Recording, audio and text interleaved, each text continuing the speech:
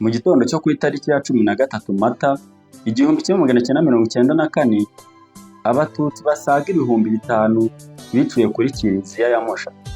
Hari muri komine ya Gikoro muri Kigali ngari, ubu ni mu karere ka Rwamagana, intara y'Iburasirazuba. Nitwa Rudimani, reka tubivugeho. Mu minsi 100 gusa, tariki ya 7 Mata mu mwaka w'1994, mu bice bitandukanye by'igihugu, Abatutsi baricwaga ndetse bakanatotezwa, kugera ubwo abasaga miliyoni 1 bahavukirijwe ubuzima. Gusa hari amatariki yabaye umwihariko ku misozi imwe n'imwe runaka, aho wasangaga imbaga y'Abatutsi yaricwaga umunsi umwe.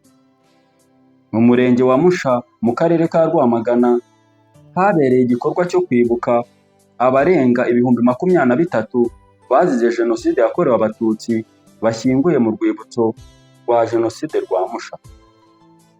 Umwe mu baharokokeye, Habimana Placide, yavuze ko yarokotse Jenoside yakorewe Abatutsi muri Mata 1994, nyuma y'uko abiciye Abatutsi kuri paruwasi ya Musha bamusize mu mirambo bakeka ko yapfuye. Mu gutegura iki cyegeranyo twifashishije ibinyamakuru bigiye bitandukanye, harimo inyarwanda.com, urubuga rwa X ndetse na muhaziwacu.rw. Mu buhamya bwa Placide yakomeje atanga, yerekanye ko mu murenge wa Musha avuga ko ariho yarokokeye ndetse akarokoka nyuma y'uko bamukubise imiri mu mutwe ndetse akaryama mu mirambo bagakeka ngo ko yapfuye.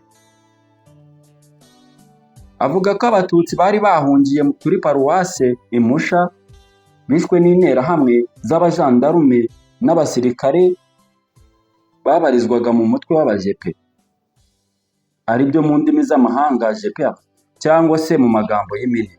Yavuze ko igitero cya mbere cyageze kuri Kiliziya ya paruwase mu rukerera rwo ku itariki ya 13 Mata 1994.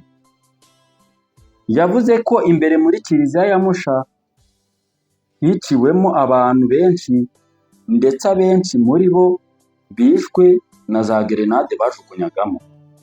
Habimana Placide yakomeje avuga ko abasigaye baticiwe muri Kiliziya babasabye gusohoka ku murongo bakicirwa mu mbuga ya paruwase.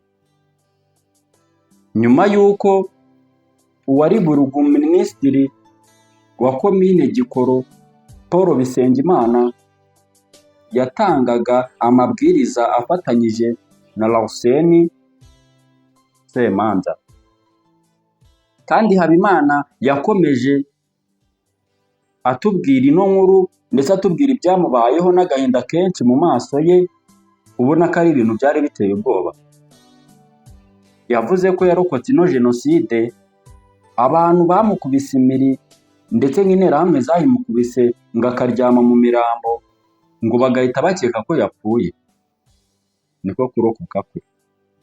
Umuyobozi w'akarere ka Rwamagana, Meya Mbonyumuvunyi Rajab, yavuze ko abayobozi bayoboraga amakomine muri icyo gihe bagize uruhare muri Jenoside yakorewe Abatutsi mu 1994.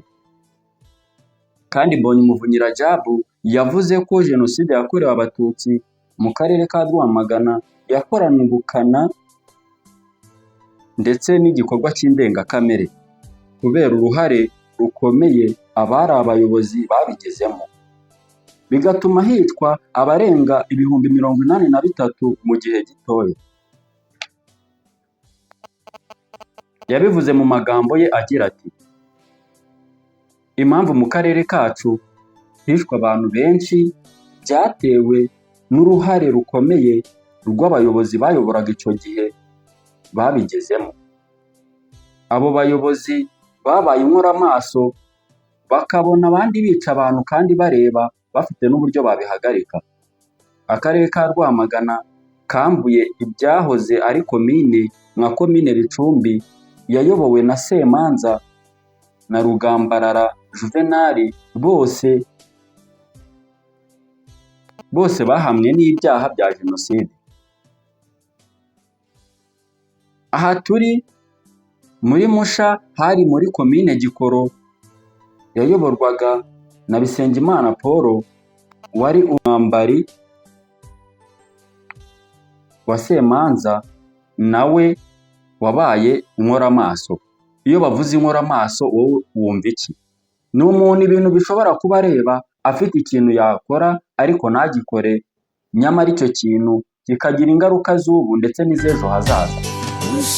Washegeshwe no kubura abawe ubwo Jenoside yakorewe Abatutsi yakwibasiraga, ariko humura abasigaye